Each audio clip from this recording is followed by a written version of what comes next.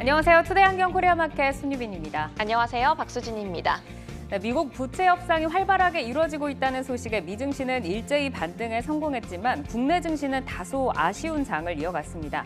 양지수 모두 상승 출발은 했지만 탄력이 붙지 못하면서 코스피는 강보합 그리고 코스닥은 약보합권에서 마감을 했는데요. 마이크론 급등과 함께 메모리 업황에 대한 개선 기대감이 확산이 되면서 SK하이닉스가 4%대 상승을 했고 반도체 장비주들도 모처럼 들썩인 하루였습니다. 1분기 실적 발표가 지속이 되면서 실적주들도 여전히 주목을 받고 있는데 오늘은 어떤 실적주들의 활약이 돋보였나요? 네, 오늘은 하이브, YG에 이어 JYP엔터가 예상치를 훨씬 웃도는 1분기 어닝 서프라이즈로 엔터주를 이끌었습니다. JYP, YG, SM, 하이브 등 엔터 4사가 동반 상승했는데요.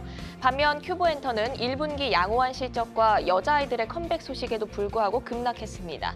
실적과 개별 모멘텀을 중심으로 순환매가 이어진 하루, 투데이 한경 코리아마켓 첫 번째 이슈픽의 주인공은 누구일까요?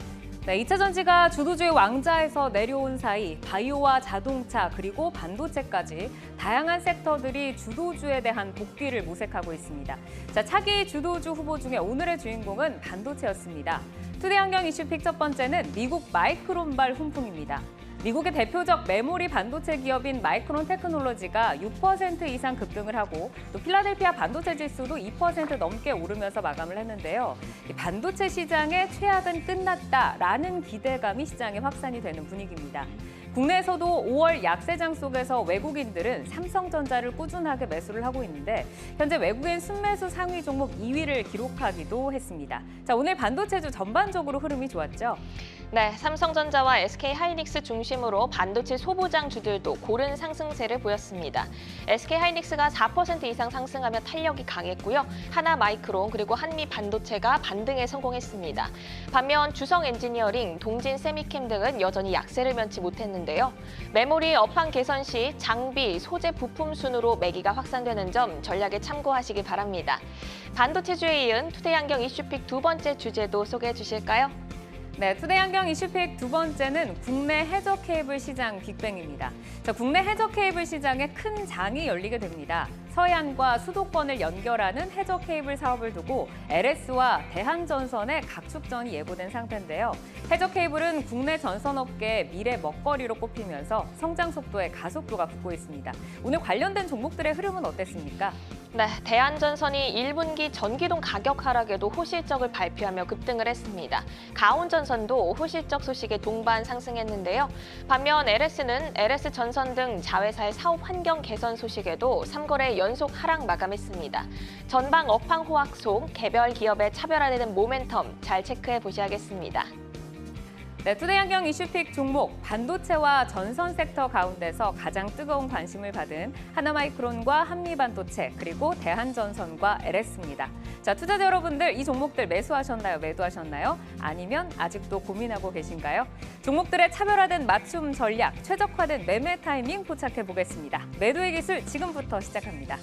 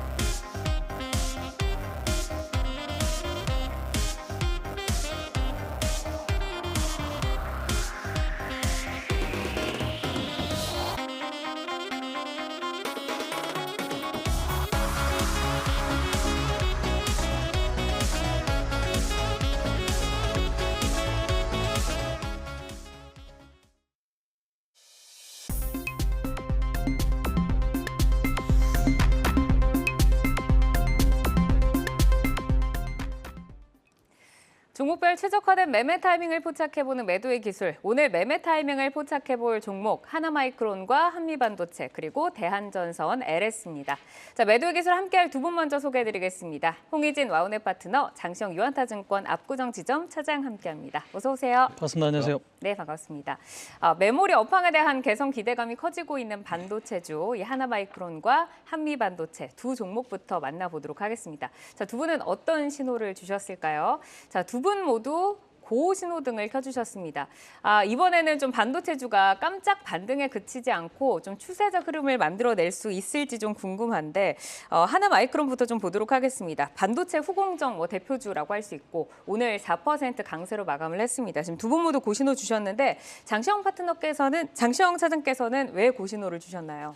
일단 이제 뭐 하나마이크론 같은 경우는 OSAT, 그러니까 반도체 이 패키징 쪽 관련된 소부장 업체 중에 가장 뭐 대표적인 종목이라고 할 수가 있겠는데 연초에 하이닉스로부터 턴키 수주를 받은 게 있습니다. 작년에 수주를 받았는데 연초에 그와 관련해서 이제 증설이 완료가 됐죠. 그러면서 기대감에 의해서 주가가 좀 상승을 하다가 반도체 업황에 대한 회의론이 나오면서 주가가 조정을 받았습니다. 물론 이제 그 부분은 1분기 실적에 대한 어떤 우려감 때문에 주가가 차익 매물이 좀 나오면서 주가가 좀 조정을 받았겠죠. 그래서 1분기 실적을 발표를 했는데 전분기 대비해서 또 전년 동기 대비해서 매출은 다 늘었습니다만 또 영업이익도 사실은 전분기 대비해서도 좋았습니다. 전년 동기 대비해서는 좀 줄어들긴 했습니다만 영업이익이 줄어든 이유가 매출은 늘었는데 영업이익이 줄어든 이유는 증설에 대한 어떤 감가상각비가 좀 많이 나온 게 있거든요. 그래서 전분기에 한 160억 정도 감가가 됐는데 이번 분기에는 130억이었는데 이번 분기에는 한 190억 정도 감가가 나왔습니다. 60억 정도 오버가 되면서 그쪽에 대해서 이제 영업 실적이 좀 안 좋았었는데 결국 결론적으로 말씀드리면 매출이나 이런 부분들은 다 잘 되고 있는 상황이잖아요. 그럼 장사는 계속 잘 되고 있다라는 거거든요. 그래서 어차피 1분기 실적에 대한 기대감은 시장에서 애초에 없었습니다. 그래서 이 부분 가지고 주가가 계속해서 조정을 받을 것 같지는 않아 보이고요. 하반기로 갈수록 DDR5에 대한 어떤 수요가 계속 늘어날 것으로 좀 보여지고 있고 그에 따라서 뭐 패키징에 대한 수요도 늘어날 것이고요. 그리고 AI 반도체 같은 신규 반도체 관련해서 테스트 수요도 많이 늘어날 것으로 좀 보여지고 있기 때문에 실적 기대감도 점차 살아날 것으로 좀 보여지고 있습니다. 그래서 앞으로 주가 전망은 사실은 조금은 더 긍정적으로 보셔도 될 것 같다. 이렇게 좀 말씀을 드리고 싶습니다. 네. 이제 우선은 앞으로 이제 수요가 늘어나는 가능성 그리고 현재 뭐 실적에 그렇게 뭐 지금 움직이는 이제 종목들은 아니다라고 좀 말씀 주셨는데 사실 뭐 올해 들어서는 반도체가 계속해서 좀 반짝 상승을 보일 때마다 시장에서는 이제 가나 하는 좀 기대감이 형성이 되긴 했었지만 추세적으로 흐름을 만들어내지는 못했는데 이번 반등은 좀 연속성이 있을 거다라고 보실까요, 차장님? 일단은 그 지금 시장 분위기, 지금 현재 시장의 분위기를 좀 전반적으로 보게 되면 코스닥이 사실은 글로벌 증시에서 연초 대비해서 가장 많이 올랐지 않습니까? 네. 지수로 따지면 가장 많이 올랐는데 코스닥이 좀 조정을 받으면서 이제는 거래소 쪽 종목들이 좀 이 시장에서 주목을 좀 받는 것 같아요. 뭐 철강주들 몇 개도 좀 급등하는 건들을 좀 보여주고 있고 또 지난 며칠간은 자동차가 시장을 좀 주도 아닌 주도를 좀 했었습니다. 그러면서 어제까지는 자동차가 좋았고 그러면서 이제 자동차 부품주들도 연일 좋은 실적을 발표하면서 주가가 좀 많이 올랐단 말이에요. 네. 그래서 2분기에 만약에 반도체 쪽에서 대형주 쪽으로 뭔가 좋은 소식이 흘러나온다면 그러니까 1분기 실적이 바닥이고 또 2분기까지는 안 좋지만 하반기로 갈수록 좋은 뉴스들이 나오면서 기저효과가 강하게 발생된다고 한다면 반도체 소부장 쪽에서도 분명히 기회가 올 거라고 저는 생각을 하고 있거든요. 네. 그리고 만약에 하반기를 준비한다고 생각하면 지금부터서라도 소부장 종목들 일부 종목들을 편입을 해보시는 것도 저가에 좀 편입을 해보시는 것도 좋을 것 같고 그와 관련해서 디스플레이 쪽도 8세대 투자와 관련해서 미리미리 좀 준비를 해보시는 것도 나쁘진 않다고 봐요. 삼성전자가 오늘 또 뭐 TF팀을 만들어가지고 그쪽 증설과 관련된 뭐 부분들을 좀 얘기를 하고 있다라고 하니 그 부분도 좀 나쁘지 않다고 생각을 해서 근데 다만 이제 주가가 이런 부분들이 있습니다. 1, 2분기 실적까지는 그렇게 좀 서프라이즈가 나고 실적이 확 좋아지지는 않을 것 같으니까 빠르게 오르는 거를 좀 기대하시기는 좀 어려울 것 같고 좀 천천히 하반기까지, 그러니까 연말까지 느슨하게 조금씩 올라가면서 3분기, 4분기 때 실적이 대폭으로 개선되는 부분을 좀 고려를 한다면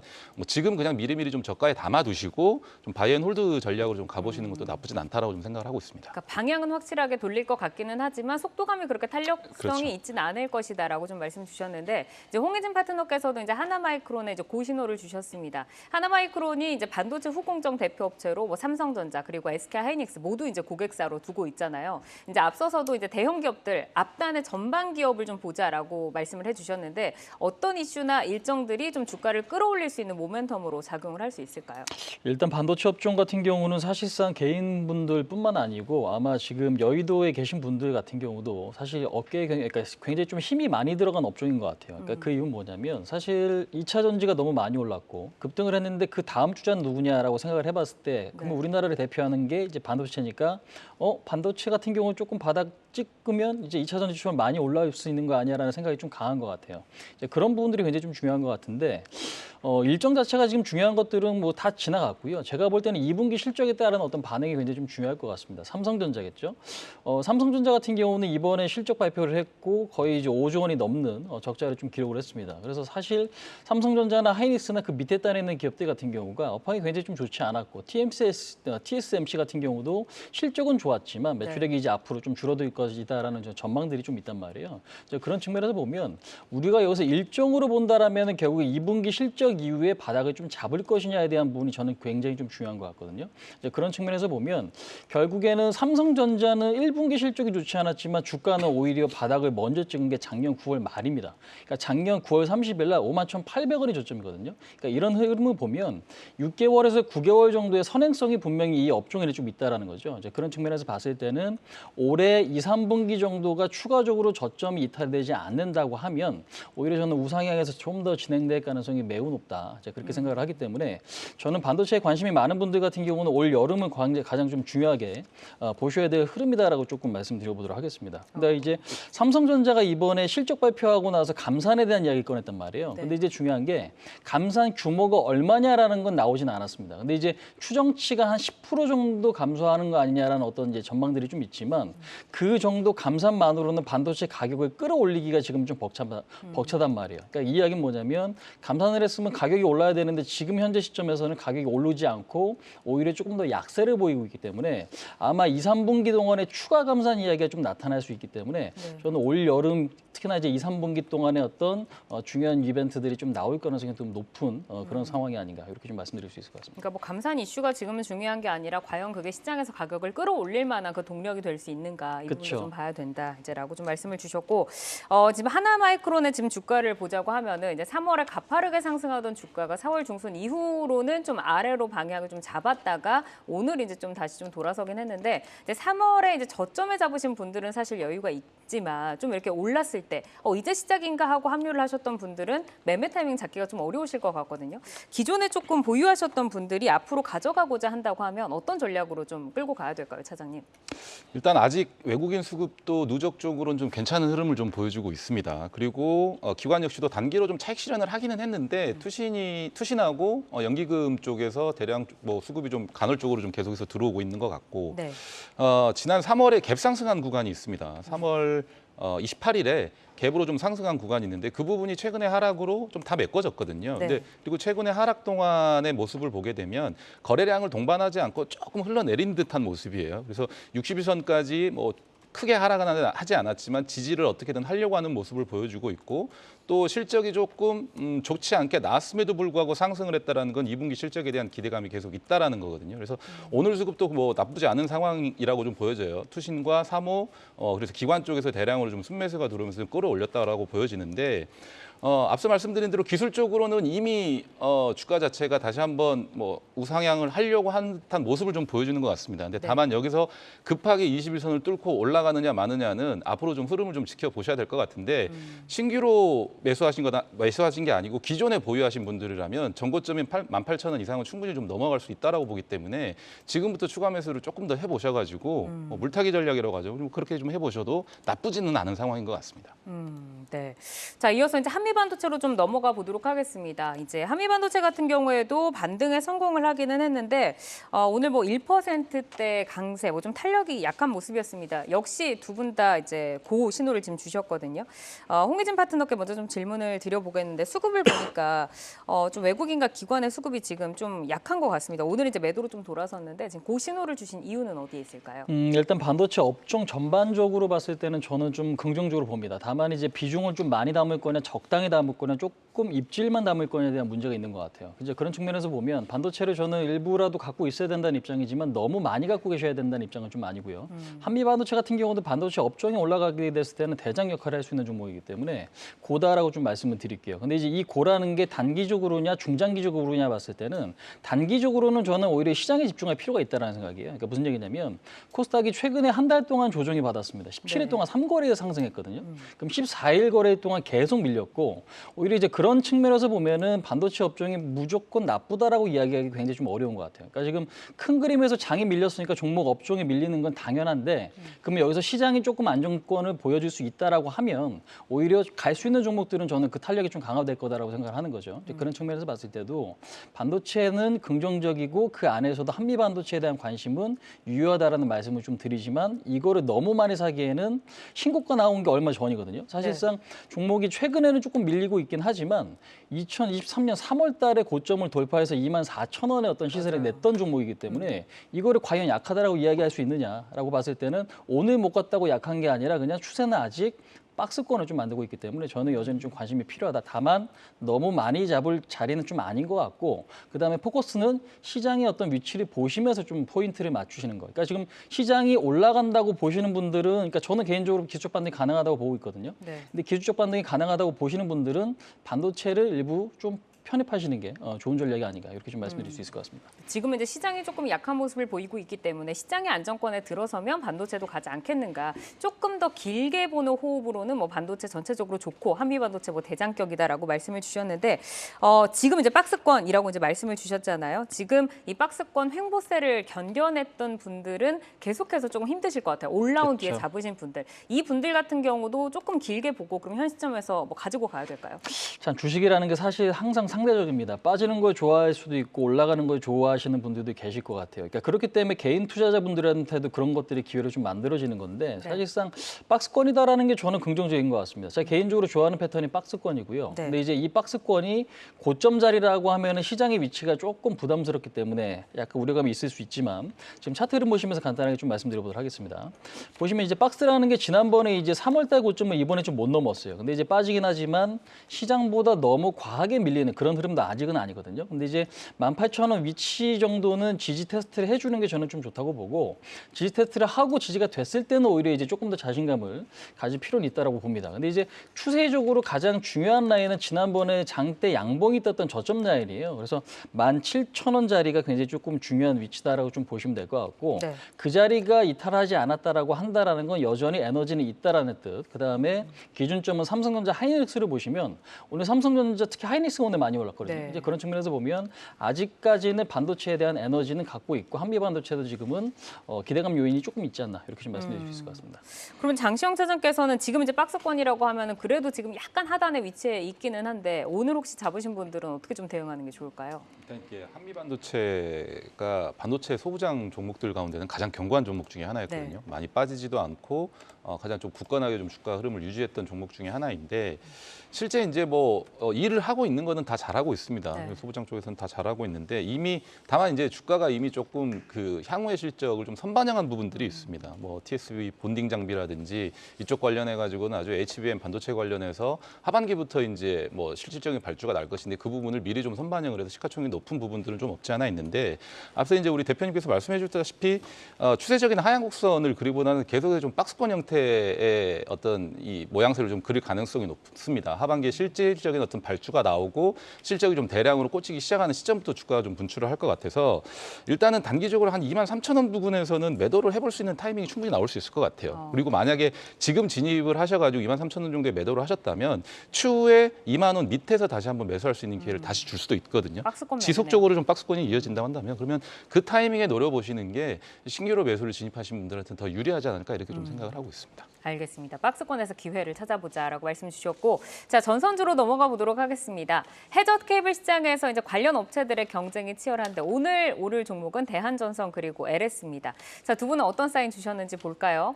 대한전선 같은 경우에는 두 분 다 스탑, LS는 이제 두 분 다 고 신호를 켜 주셨는데 대한전선부터 좀 보도록 하겠습니다. 자 장시영 차장께서 이제 대한전선에 스탑을 주셨어요.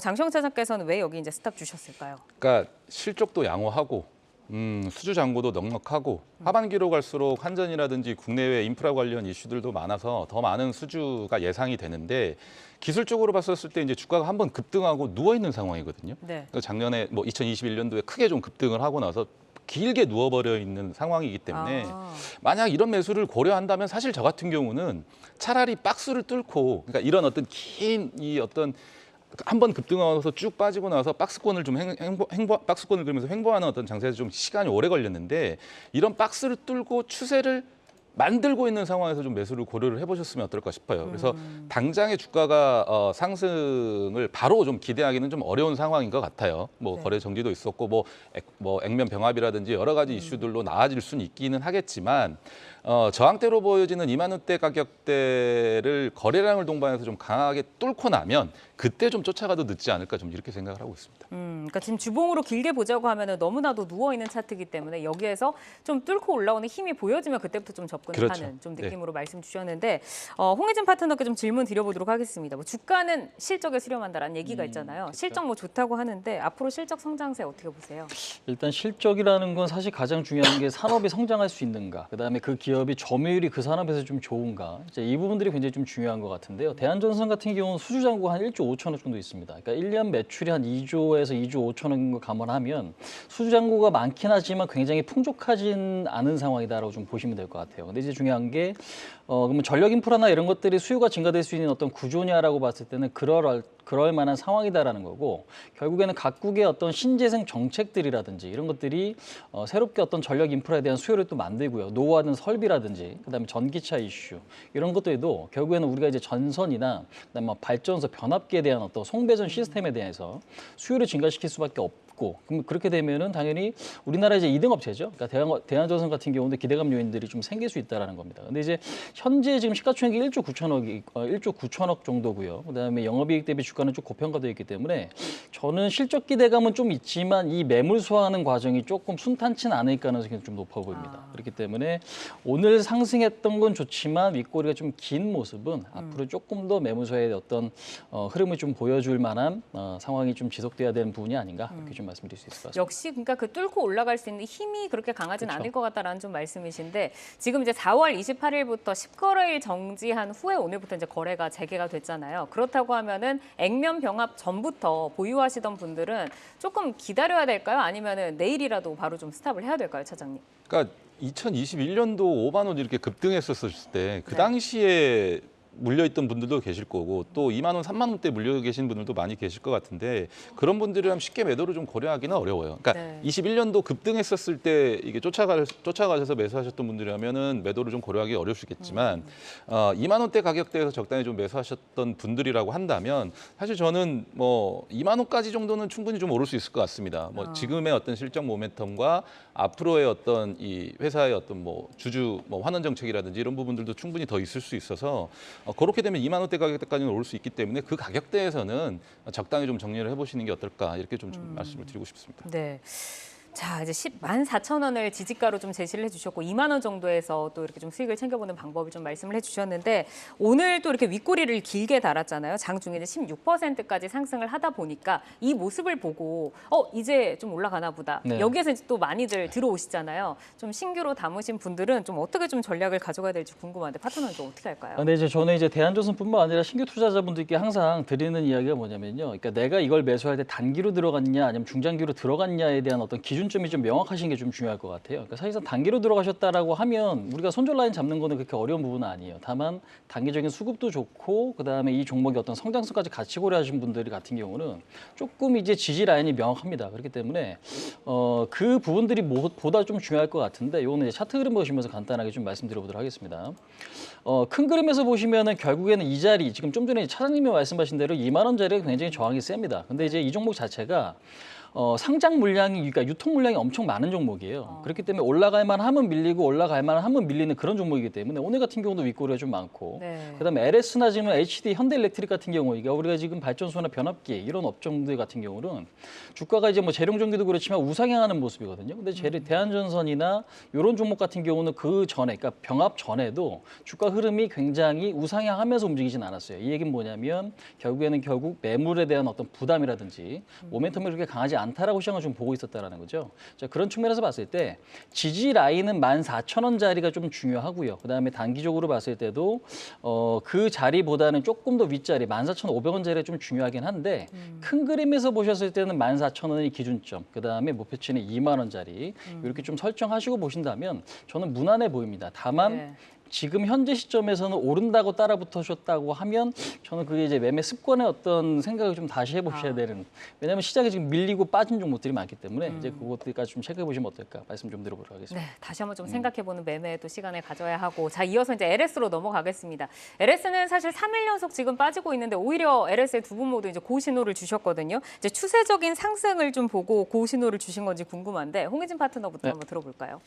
저는 지난번에도 라이징 종목으로 LS를 한번 좀 갖고 나왔던 적이 있습니다. 물론 네. 이제 단기 종목은 아니고요. 지금 근데 이제 시장의 위치를 봐도 사실상 뭐 밀본도 지금 박스권에 뚫렸고 좀 나스닥 같은 경우는 박스권이 좀 돌파가 됐습니다. 이 얘기는 뭐냐면 우리나라를 제외한 주변국들 아시아나 글로벌 증시 흐름은 양호하다는 얘기죠. 근데 우리나라가 지금 최근에 수급적인 문제 때문에 조금 지지부진한 모습이긴 하지만 LS도 그런 영향을 좀 받고 있습니다. 단기적으로도 괜찮고 조금 길게 보셔도 저는 좀 좋다라고 좀 생각을 하고 있습니다. 그래서 오히려 지금 장기 송변전 설비 계획이라는 게 있는데 이게 지금 15년간 56조 원 정도 좀 투입이 예정이 될 거라고 이야기를 하거든요. 네. 이제 그런 측면에서 보면 가장 큰 수혜주 중에 하나가 지금 저는 LS라고 보고 있고 그다음에 지금 LS가 갖고 있는 자회사가 상당히 좀 탄탄한 기업들이 좀 많죠. 그러니까 지금 예전에 이제 니코동 재료였던 M&M, 뭐 엠트론, 일렉트릭, 그다음에 지금 전선까지도 좀 포함을 해서 기대감 요인이 있기 때문에 현재 시점에서는 긍정적으로 좀 보셔도 좀 무방하다. 다만 이거를 내가 들어갈 때는 너무 단기적으로 볼 거냐, 중장기적으로 볼 거냐라고 봤을 땐 저는 둘 다 조금 가능성이 조금 높고 좋은 어떤 위치가 아닌가 이렇게 말씀드릴 수 있을 것 같습니다. 그러면 이제 LS 전선 또 자회사가 있잖아요. LS 전선이 뭐 지난 8일에는 뭐 유럽 계약도 있었고 이런 해외 수주에 대한 기대감도 지금 있는 상황인데 해외 경쟁력과 성장세에 대해서는 좀 장시영 차장께 들어볼까요? 일단은 그 지난 8일에 수주한 그 유럽에서 수주한 2조 원대 규모가 전선업체 업계에서는 세계적으로 역대 최대 규모의 계약이거든요. 2조 원대 계약이 그동안 없었습니다. 근데 이 2조 원대의 어떤 매출 이 수주 계약은 2026년부터 매출을 인식할 예정이기 때문에 단기적으로는 실적에 미치는 영향은 적을 것입니다. 근데 장기 실적에 대한 어떤 가식성은 확실히 높아졌다라고 좀 말씀을 드리고 싶고 이를 제외하더라도 LS전선이 작년에 북미 그리고 유럽, 아시아에서 따낸 수주가 대략 1조 2천억 정도 됩니다. 그러니까 전선 관련은 케이블 관련된 수주가. 그래서 글로벌 전선 업체로서의 역량이 입증이 되고 있는 상황이다라고 좀 말씀드리고 싶고요. 유럽하고 북미 쪽 이런 어떤 글로벌 사업자들이 해상 풍력 관련해 가지고 해적 케이블 등 수주 확대가 좀 본격화될 것으로 좀 보여지기 때문에 성장성 등이 어떤 가시화 될 것으로 좀 보여주고 있다라고 좀 말씀드리고 싶습니다. 이제 지난 그 4월 19일에 사실 이제 주가적으로 봤을 때는 좀 신고가를 기록한 이후로 좀 횡보를 하다가 오늘은 조금 하락폭이 깊었는데 이제 이 기업을 믿고 좀 장기로 보유하고 계신 분들은 사실 뭐 수익권이지만 그래도 조금 불안한 마음이 있으셨을 것 같습니다. 자, 기존 보유자들은 어떤 전략을 좀 가져가면 좋을까요? 일단 좀 전에도 말씀드렸지만 LS 같은 경우는 저는 조금 더 길게 보셔야 될 종목이다라고 생각합니다. 물론 단기적으로도 좀 괜찮을 수 있다라는 건데요. 이제 중요한 거는 실적 발표하고 어제도 그렇고 이번 주 지난주부터 어닝 시즌에 돌입을 했죠. 그러니까 어닝 시즌이 끝나가는 시점이죠. 어닝 시즌이 끝나가면서 실적 발표하고 실적이 실망감이 있었던 종목들이 또한 밀리고 그동안에 주가가 흐름이 좋았던 종목들이 실적 발표하고 재료 소진 때문에 또 밀리고 이제 이런 상황들이 계속 반복적으로 진행된 게 오늘 시장까지입니다. 그래서 오늘도 좀 밀리긴 했지만 큰 그림을 보셔야 될 것 같아요. 그러니까 지금 아까도 이제 설명드렸던 내용들이 결국에는 어떤 모멘텀을 좀 강화시키는 부분이고 큰 그림으로 보시면은 지난번에 지금 고점 자리였던 그러니까 지금 요 위치가 이번에 돌파하러 가는 그 위치거든요. 자, 그런 측면에서 보면 돌파가 되면 레벨업이 좀 될 수 있기 때문에 저는 오히려 지금 오늘 뭐 들어가셨던 분들이나 아니면 기존에 갖고 계셨던 분들 같은 경우는 큰 그림에서 보실 때는 지지 라인만 좀 명확하게 좀 잡고 보신다고 하시면 현재 시점에서는 짧게는 94,000원, 그다음에 길게는 12만 원의 목표가를 좀 설정하시고 보유하시는 전략이 어떨까 말씀드려보도록 하겠습니다. 네, 추세를 조금 길게 보고 앞으로 좀 중장기적으로 좀 대응을 해보자라고 좀 말씀을 주셨습니다. 자, 오늘 매도의 기술은 하나마이크론과 한미반도체, 대한전선과 LS까지 살펴봤습니다. 자, 지금 이 종목들은 현재 주가 그리고 현재 모멘텀을 기준으로 저희가 포인트를 제시를 해드리기 때문에 시장 상황에 따라서 전략의 변동이 가능한 점은 꼭 유의를 해주시기를 바라겠습니다. 자, 계속해서 저희 프로그램은 주요 이슈와 모멘텀 항상 팔로우하면서 여러분의 매매 전략 체크해드리겠습니다.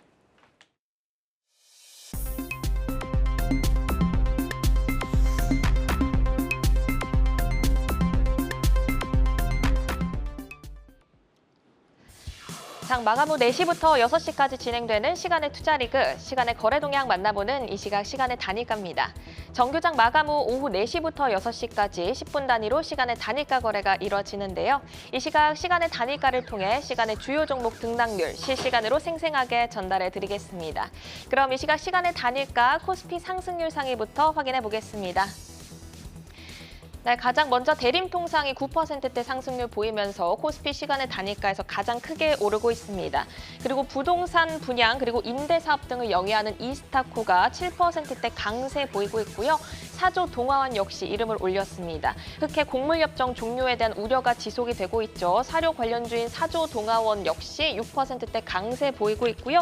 또 설탕 가격 상승으로 주목받는 대한제당 역시 강세를 보이고 있다는 점까지 체크를 해드리겠습니다. 이어서 코스닥 상승률 상위 확인해 보겠습니다. 네, 셀 바이오 휴먼텍이 주식 소각을 장 마감 후 공시하면서 상한가로 지금 거래가 되고 있습니다. 뒤를 이어서 PMT가 7%대 상승률 보이면서 4,515원 선 지나가고 있고요. 야스도 한번 보겠습니다. LG 디스플레이가 삼성의 OLED 패널 공급을 시작할 것이다라는 보도에 LG 디스플레이가 지분을 보유하고 있는 OLED 증착 장비 업체인 야스가 현재 강세를 보이고 있습니다. 6% 상승하면서 12,330원에 거래 이어지고 있습니다. 계속해서 시간의 단일가 코스피 하락률 상위 보겠습니다. 네, 4거래 만에 반등하면서 9% 상승했던 KC코트렐이 2.8% 밀리면서 코스피에서 가장 크게 하락하고 있습니다. 뒤를 이어서 THN이 2%대 하락률 보이고 있고 또 일자리 관련주인 윌비스 역시 1%대 하락률 보이면서 지금 거래 이어지고 있습니다. 마지막으로 코스닥 하락률 상위 확인해 보겠습니다. 모코 MCS가 3%대 하락률 보이면서 1,431원 선 지나가고 있고요. 사마 네트워크 역시 2%대 하락률 보이고 있습니다. 그리고 EM넷 그리고 우진 BNG 역시 지금 시간에서 하락하고 있다는 점까지 체크를 해드리겠습니다. 이렇게 이 시각 시간의 단일가 살펴봤는데요. 시간의 단일가 매매는 오후 6시까지 10분 단위로 매매가 체결됩니다. 모멘텀과 거래량 등 꼼꼼히 살펴보시고 시간에서도 성투 전략 세워가시길 바랍니다. 시간의 단일가 거래 동향은 잠시 후 시간의 단일가 특징주를 통해서도 확인하실 수 있습니다.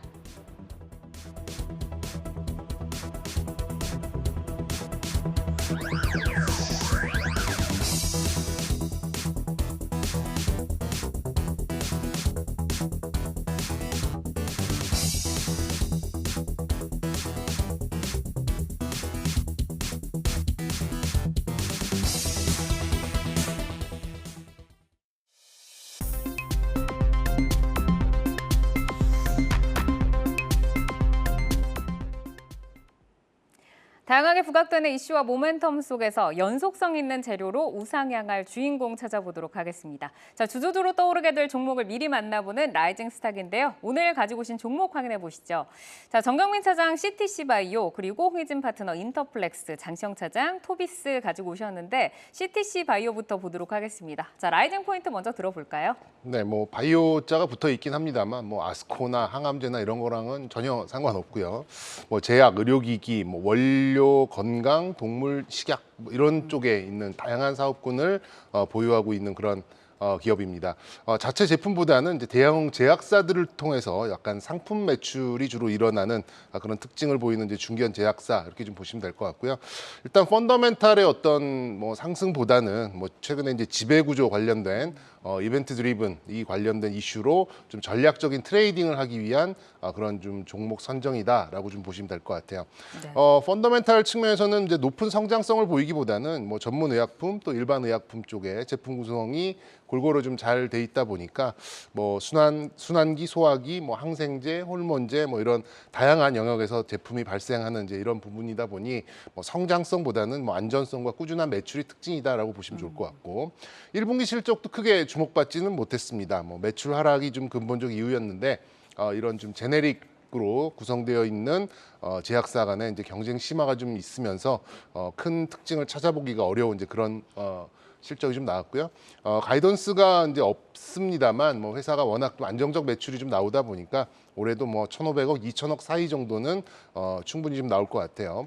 현재 시가총액을 놓고 봤을 때, 이익단으로 놓고 봤을 때 뭐 저평가다 뭐 이렇게 보기에는 조금 뭐 좀 어려운 그런 상황이긴 합니다만 네. 말씀드린 대로 꼭 주가가 이제 펀더멘탈로 움직이는 건 아니잖아요. 그런 것들 봤을 때 현재 최대 주주로 등극한 파마리서치와 기존 대주주 간의 지분율이 거의 차이가 없습니다. 그리고 이 성격이 약간 우호적이지 않은 이제 그런 상황에서의 지분 경쟁이 좀 나올 가능성이 좀 있기 때문에 충분히 뭐 주가를 끌어올 수 있는 그런 이벤트성으로 좀 트레이딩에 입각한 그런 종목 선정을 한번 해보게 됐습니다. 네, 역시 뭐 트레이딩에 입각한 종목이라고 하셨는데 오늘 이제 신고가를 달리고 있고 뭐 장중에 한 10% 정도까지 올랐다가 한 7% 조금 못 미치게 거래를 마쳤는데 그러면은 저희가 좀 트레이딩이라고 하잖아요. 사실 좀 어려운 영역인데 어떻게 리스크 관리하면서 전략을 좀 짜볼까요? 네, 일단 뭐 트레이딩의 가장 큰 그 전제 조건은 이제 리스크 관리입니다. 리스크 관리에 있어서 이제 가장 기본이 되는 부분은 역시 이제 손절가를 얼마에 가져가느냐. 근데 최근에 급상승이 나왔었던 이제 그 구간만 잘 유의를 하시고 이제 최근에 좀 거래량도 보시면 굉장히 많이 올라와 있잖아요. 이런 거래량 두 가지만 놓고 보더라도 두 변수만 놓고 보더라도 이 종목에 대한 이제 관심이 어느 정도인지 좀 보시면 좀 될 것 같고요. 일단 뭐 과거에는 뭐 물론 이제 뭐 2만 원 이상의 주가도 좀 있었습니다만 지금 현재의 그런 좀 지분율 또 이런 뉴스 이런 재료들로 좀 놓고 봤을 때는 10,000원 중반선, 16,000원 선 정도 목표가로 좀 제시를 해드릴 테니까요. 다시 한번 좀 강조드립니다만 한 10,000원에서 11,000원 사이에 이 지지선을 깨지 않는 조건에서 좀 트레이딩 국면으로 바라보셨으면 좋겠습니다. 손절 라인을 좀 지켜보자라고 좀 말씀을 정리하겠습니다. 자, 홍희진 파트너의 라이징 스탁으로 넘어가겠습니다. 인터플렉스 가지고 오셨는데 라이징 포인트부터 만나볼까요? 네, 자 일단 인터플렉스라고 하면은 우리가 이제 FPCB 업체입니다. FPCB 하면은 뭐 사실상 스마트폰은 먼저 떠올리시는 분은 웨어러블 떠올리시는 분들이 많이 계시리라 생각을 하는데요. 일단 인터플렉스가 사실상 스마트폰이 성숙기에 좀 진입을 하면서 실적은 그동안에 좀 많이 부진해지는 이제 그런 모습들이 좀 발생을 했습니다. 근데 이제 2년 전부터 턴어라운드에 좀 성공을 했고 그 턴어라운드에 성공을 한 이후에 모멘텀이 지금 뭐 그렇게 강하지는 않았는데 최근에 폴더블 이슈가 조금 부각이 되는 것 같아요. 오늘 이제 KH바텍도 주가의 흐름이 상당히 좀 좋았던 그런 모습들. 그다음에 지금 파이낸텍 같은 경우도 흐름이 좀 좋았는데 이런 어떤 폴더블 수혜주들이 단기적으로 좀 이슈가 좀 부각될 가능성이 좀 높다라는 거. 그다음에 XR 쪽, 그러니까 XR 헤드셋이 지금 애플 쪽에서 공개가 지금 다음 달 초로 예상을 하고 있지만 물론 이제 무조건 공개가 될 거다라고 우리가 좀 확신할 수는 없겠지만요. 왜냐하면 그 전에도 계속 날짜가 좀 변경됐기 때문이죠. 근데 이제 그 부분도 결국 기대감으로 좀 작용될 수 있다. 그렇게 되면 삼성도 XR 헤드셋이나 이런 것들을 퀄컴이랑 같이 좀 개발한다고 이야기 좀 나왔던 만큼 동사가 수주, 그러니까 지금 납품할 가능성이 좀 높다. 이제 그렇게 좀 보시면 될 것 같습니다. 그래서 일단 차트 보시면서 간단하게 좀 말씀드려보도록 하겠습니다.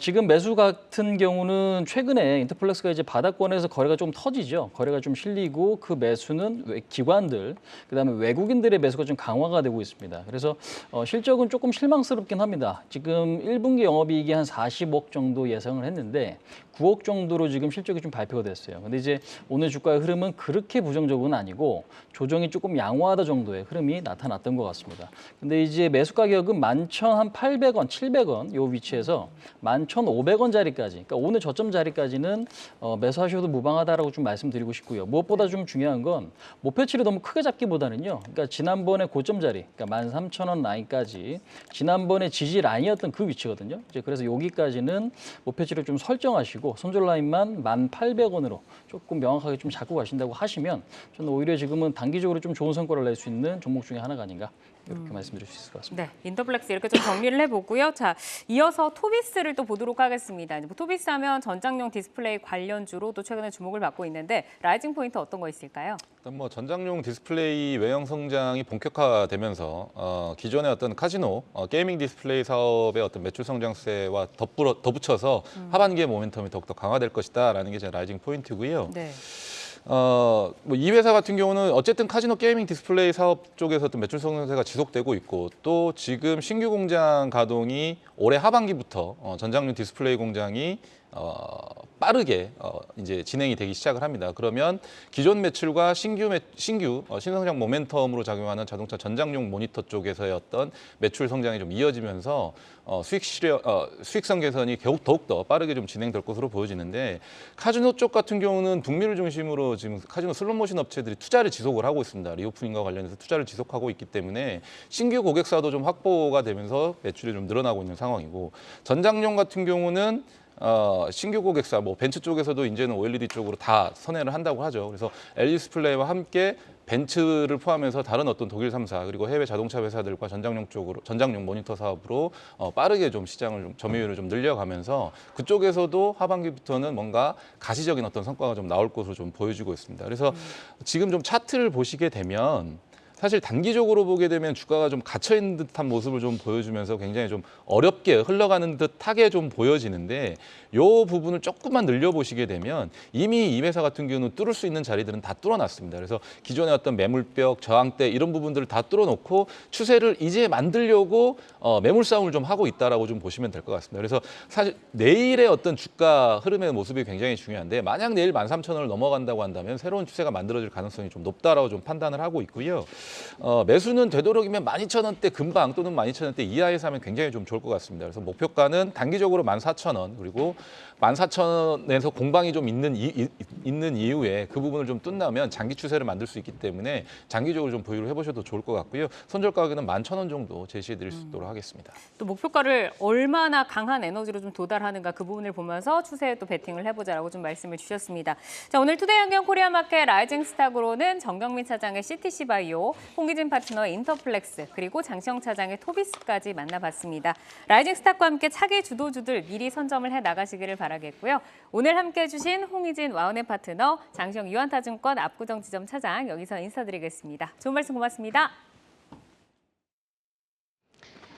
시간의 단일가 거래 속 특징주들을 따라가 보는 시간의 단일가 특징주 탑5입니다. 어제 특징주로 짚어드렸던 JRP 엔터 20% 급등하면서 마감을 했는데요. 이렇게 시간의 단일가 거래는 내일장까지 연결돼 움직이는 종목들이 많습니다. 오늘 함께 하시면서 매매 전략에 잘 활용해 나가시길 바랍니다. 그럼 시간의 단일가 특징주 5위부터 확인하겠습니다. 대한제당 올라와 있는데요. 설탕 가격 상승에 주목받은 후 4거래 연속 하락하다가 오늘 5% 반등이 나왔습니다. 시간에서 강세 이어지고 있는데요. 3.6% 상승하고 있네요. 바로 4위 만나보겠습니다. 폴더분폰 관련주인 KH바텍 올라와 있습니다. 오늘 목표가 상향 리포트에 힘입어 16%의 장대 양봉을 연출했습니다. 시간에서도 긍정적 분위기 감돌고 있는데요. 1.7% 상승한 2850원 선 지나가고 있습니다. 3위 확인하겠습니다. 섹토피아입니다. 지난 2월에 이어 삼성전자 내부 시스템 개발 용역 2건을 추가 수주했다고 밝히면서 오늘 13% 급등했습니다. 고점 부근에서 마감을 했는데요. 그 강한 에너지 시간에서도 이어지고 있습니다. 4.2% 상승하고 있습니다. 2위 확인하겠습니다. OLED 증착 장비 업체인 야스가 올라와 있습니다. LG 디스플레이가 삼성에 OLED 패널 공급을 시작할 것이다 라는 보도에 강세를 연출하고 있습니다. LG 디스플레이가 야스의 지분을 보유하고 있는 점이 주목을 받은 건데요. 현재 4.9% 상승하고 있습니다. 1위 종목 확인하겠습니다. 사조 동아원 올라와 있습니다. 흑해 곡물협정 종료에 대한 우려가 지속되며 사료, 비료 관련주가 계속해서 주목을 받고 있습니다. 오늘 정규장에서 1% 강세로 마감을 했는데요. 시간에서 강세 이어지고 있습니다. 35만 주 이상의 거래량 터지며 거래량 2위 기록하고 있는데요. 4.8% 상승하고 있네요. 네, 그럼 바로 시간의 단일가 특징주 1위, 3위죠. 야스를 만나보겠습니다. 내일장 전망 어떻게 보실까요? 네, 오늘도 뭐 물론 강하게 디스플레이 전반적으로 좀 강하긴 했습니다만 오늘 시간 외에서 더 강세가 좀 나오는 이제 그런 모습이 굉장히 좀 인상적이었습니다. 아쉬운 1분기 실적이 있기는 있었습니다만 뭐 영업 실적이 나왔었죠. 오늘 윗꼬리가 좀 있는 그런 반등이 나왔었는데 그 부족한 부분을 시간 외에서 좀 메워주는 그런 모습이 좀 나오고 있고요. 일단 뭐 디스플레이 종목들 오늘 뭐 HB 테크놀로지를 비롯해서 뭐 이녹스 첨단 소재 등 뭐 역시 이제 삼성의 8.6세대 OLED에 관련돼서 이제 조직이 뭐 신설됐다 뭐 이런 얘기가 있었고 또 몇몇 종목들 휴대폰과 관련된 그런 종목들이 좀 좋은 레포트가 나오면서 오늘 강세를 좀 이어간 게 아닌가 좀 싶고요.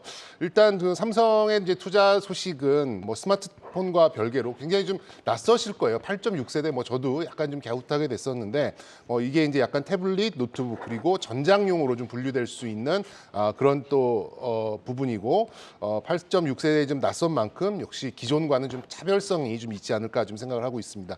그렇기 때문에 디스플레이 관련된 종목들은 기술적인 반등과 함께 어느 정도 주가가 좀 회복되는 그런 국면에 좀 들어가지 않았나 좀 생각해 볼 수 있기 때문에 내일장도 디스플레이 관련된 종목들은 주목해 보셔도 좋을 것 같습니다. 네, 알겠습니다. 야스 살펴봤고요. 5위 KH 바텍도 보겠습니다. 폴더블폰 관련주로 오늘 의미 있는 양봉이 나왔어요. 내일 전망도 밝게 보실까요? 네, 오늘 강세가 또 이쪽에서도 나왔었죠. KH바텍, 뭐 파이nem텍, 뭐 세경하이테크 뭐 이런 폴더블 관련된 종목들이 모두 좀 강세가 보였었는데 요인은 크게 세 가지를 볼 수 있겠습니다. 일단 중국의 내수 활성화 볼 수 있겠고요. 두 번째는 이제 힌지의 타입 변경으로 ASP 그러니까 출고 가격의 인상 그리고 출하량 전반적으로 뭐 작년 동기 대비해서 지금 현재 좀 많이 좀 올라가고 있다라는 소식이 좀 전해지면서 강세가 나오는 것 같습니다. KH바텍 오늘 장중에서도 초강세를 좀 보였습니다만 그 뒷면에 보면 기관 외국인들의 순매수가 매우 강했었고요. 그리고 부담스러운 그 레벨단이 아니기 때문에 뭐 저는 뭐 이 재고 조정이 마무리되는 이제 이런 상황에서는 더 치고 나갈 수 있는 힘은 충분하다라고 좀 볼 수가 있겠어요. 그리고 이게 아직 팩트는 아닙니다만 이제 시장에서 들려오는 얘기에 의하면 이제 플리피언 같은 경우에는 이제 기존 힌지가 개당 10,000원 중반대에서 현재 2만 원 중반대로 그리고 폴더형 같은 경우에는 2만 원대 초반에서 지금 3만 원대 중후반 정도로 ASP가 좀 상승 50% 이상 좀 올라갈 것이다라는 루머가 좀 있어요. 그러니까 물방울 힌지라는 이제 그런 개념인데요. 그거 좀 찾아보셔도 좀 좋을 것 같고 그렇게 본다 그러면 올해 한 400억, 500억 정도의 영업이익, 내년에 500억, 600억 영업이익을 좀 본다면 지금 시가총액이 한 4천억대를 좀 보이고 있기 때문에 이런 이 실적을 참고하면서 계단식으로 좀 회복을 하는 그런 모습이 좀 나오지 않을까 싶고요. 그간에는 좀 갇혀 있는 모습이 상당히 강했습니다. 지금 2만 원을 기준으로 해가지고 18,000원부터 2만 원대까지 굉장히 좀 답답한 모습이 나왔었는데 오늘 이것을 한 번에 좀 뚫어주는 굉장히 강한 그런 좀 주가가 나왔었고 거래량도 오늘 강세가 동시에 좀 나왔기 때문에 2만 원 중반까지의 어떤 흐름을 기대해 볼 수 있는 그런 강세가 이어지지 않을까 예상해 보도록 하겠습니다. 네, 기관과 외국인의 양매수 그리고 가격적인 메리트도 있는 KH 바텍까지 살펴봤습니다. 오늘 시간의 특징주 이렇게 살펴봤는데요. 함께해 주신 정경민 IBK 투자증권 판교 WM센터 차장은 여기서 인사드리겠습니다. 고맙습니다. 아시아 증시와 유럽 시황 전해드립니다. 먼저 중화권 증시부터 확인합니다. 오늘 아시아 증시 모두 파란불 켜져 있습니다. 본토지수부터 보시면 상해 종합지수는 등락을 거듭하다 오후부터 흘러내렸는데요. 0.6% 하락하면서 마감했습니다. 선전지수는 현재 0.7% 빠졌고 마감을 앞둔 홍콩 항생지수 역시 0.17% 밀리고 있습니다. 오늘 힘들었던 중국장에서는 선박주가 강세를 보였습니다. 특히 2%대까지 올라오면서 지수 상승을 견인하는 모습이었는데요. 중국의 선박 수주가 2026년까지 차 있다 보니 중국 선박 측은 조선업 상승 주기에 위치해 있다며 올 하반기가 매출 전환점이 될 거라고 언급했습니다. 내일은 중국의 주택가격 지수가 발표됩니다. 유럽 개장 상황 알아봅니다. 어제 유럽 주요국 증시는 대부분 상승 마감했는데요. 오늘 장에서 독일 닥스 지수는 0.19% 소폭 상승하면서 출발했습니다. 잠시 뒤에는 독일의 경제심리 지수가 발표됩니다. 프랑스는 어떻게 출발했는지 개장 상황 알아보겠습니다. 오늘 깍그는 0.03% 보합권에서 출발했습니다. 유럽연합을 이끄는 양대 강국 프랑스와 독일이 원자력 발전을 놓고 의견이 첨예하게 엇갈리는 가운데 프랑스가 친원전 국가들을 모아 회의를 개최합니다. 이번 회의에서는 원전의 장점과 각국의 원전 확대 방안 등을 공유할 예정인데요. 다만 독일을 중심으로 한 원전 반대 국가들의 반발이 만만치 않은 상황이어서 합의는 어려워 보입니다. 어떤 결과가 나올지 잘 지켜보셔야겠습니다. 지금까지 아시아 증시와 유럽 시황 전해드렸습니다. 네, 투데이 한경 코리아 마켓 방송이 끝난 후에도 유튜브에 라이징 스탁이라고 검색하시면 다시 보실 수 있습니다. 내용 돌려보시면서 여러분들의 포트를 풍성하게 채워갈 좋은 종목들과 함께 하시기 바랍니다. 네, 투데이 한경 코리아 마켓은 항상 여러분의 든든한 전략 동반자가 되어드리겠습니다. 오늘도 함께해 주신 여러분 고맙습니다.